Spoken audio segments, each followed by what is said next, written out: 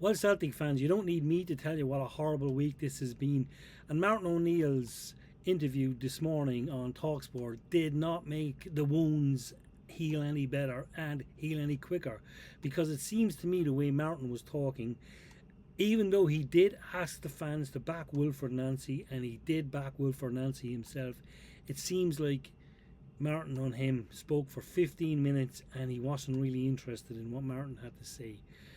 That to me, if it's true, is unfortunate because really and truly this week we should have had Martin O'Neill there in some capacity. Wilfried Nancy is coming across a bit pig-headed and bull-headed, but listen, all leaders do, all management do things like that. You know, if you work in the corporate world or something, a leader is going to be arrogant most of the time. Now, is Wilfried Nancy a good man manager? I don't know. But to me, he seems out of his depth already. I'm still, of course, willing to give him a chance because the board are not going to fire him. The board have made their decision and Wilfried Nancy is here for the rest of the season. But if it's true that the board didn't ask Martin to stay, Martin said he would have stayed, that's awful. That really is awful because I was under the belief that Martin didn't want to be there, but he would have stayed. The board should have just offered him whatever he wanted and left him there for the rest of the season. And that to me makes us really sad because we could have had a cup, we could have had one foot in the next round of the Europa League, and we could have been top of the table. But alas, it's not to be. Now we've got a very important game against Dundee United coming up, and I'll do a short video on that later on. But the board now need to really do something here. Either they pull the trigger on Wilfried Nancy or they give him 50 million in January, and they're not going to give him 50 million in January. Listen, Dermot Desmond is married to a woman from the same village as me in town where I'm from in Ireland, and I heard years ago from a member of her family that Dermot Desmond needs to get his money out of Celtic every year, and that's it. Now, could that just have been pub talk? Maybe, but Dermot Desmond is not there just for the love of Celtic. He's making money off Celtic, and all he wants is Celtic is to be a little bit better than Rangers.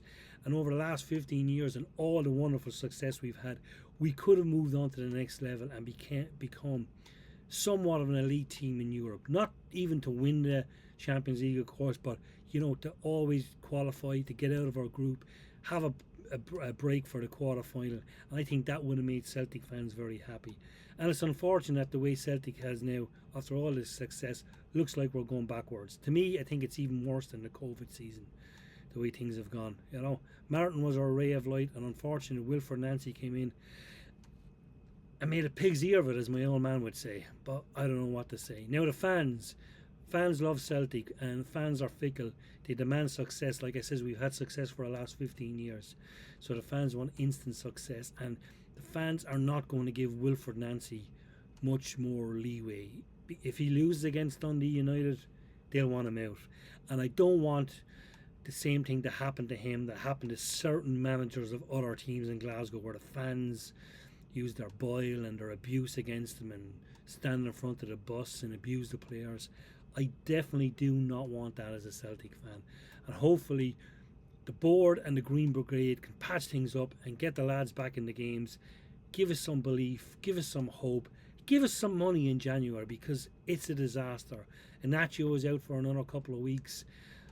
You know, Johnny Kenny's doing his best, but he's not there. Like, we did get rid of 2 strikers and not replace him, you know, Kyogo. And even Adam Ida, fans didn't like him, but I bet you most fans wish he was back now.